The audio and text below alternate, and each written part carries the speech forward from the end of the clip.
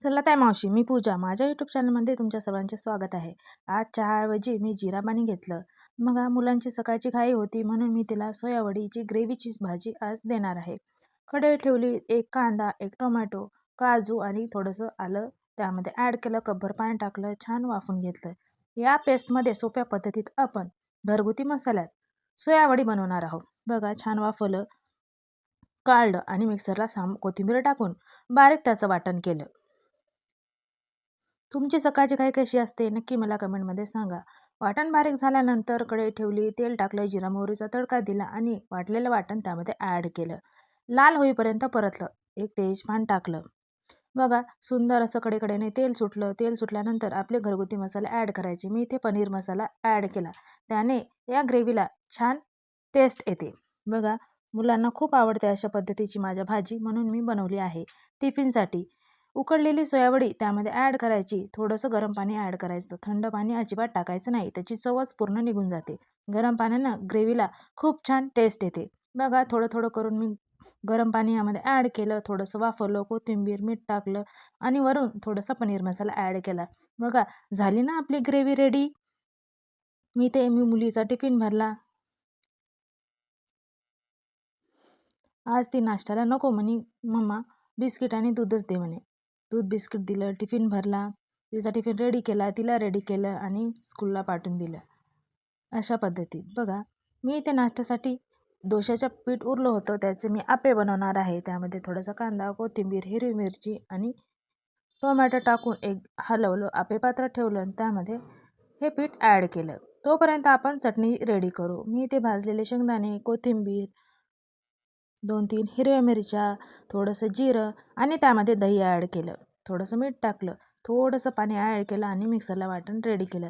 बघा, ही खूप सोप्या पद्धतीची चटणी आहे. हॉटेलसारखी चटणी आपण घरीच बनवू शकतो. ही चटणी डोशासोबत, आप्प्यासोबत, इडलीसोबत खूप छान लागते. नक्की ट्राय करा. कडलेलं तेल त्यामध्ये जिरे मोहरीचं ॲड केलं. आप्पे इकडे आपले रेडी झाले. बघा कसे टम्म फुगले आणि माझ्या मुलांना नाश्त्याला दिले.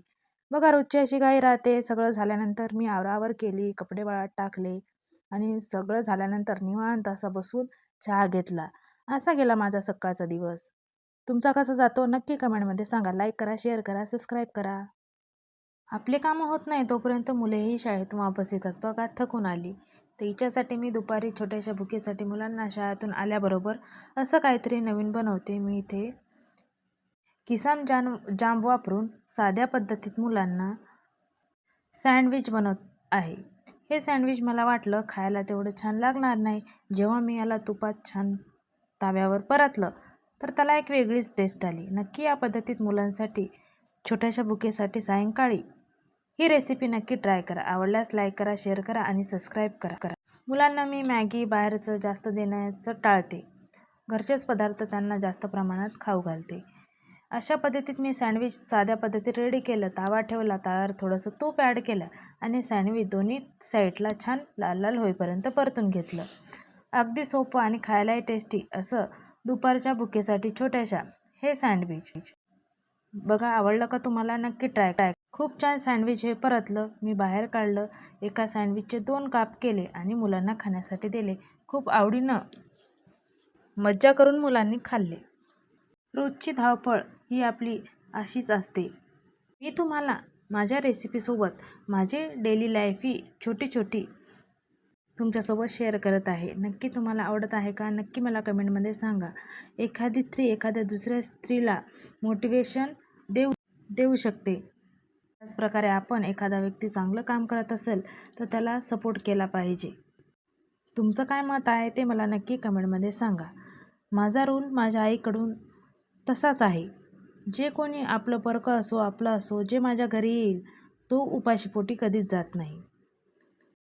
त्याच्यासाठी मी थोडं का होईना बनवते. रात्रीच्या जेवणात फक्त साधी खिचडी आणि पापड होते. रात्रीच मी उद्याची तयारी करते. चणे आणि वाटाणे हे मिक्स मी फुलत घातले. बदाम मी मुलांना रोज फुलत घालते. सकाळपासून रात्रीपर्यंत असं माझं रोजचं रुटीन असते. ते थोडासा व्हिडिओ तुमच्यासोबत शेअर केला.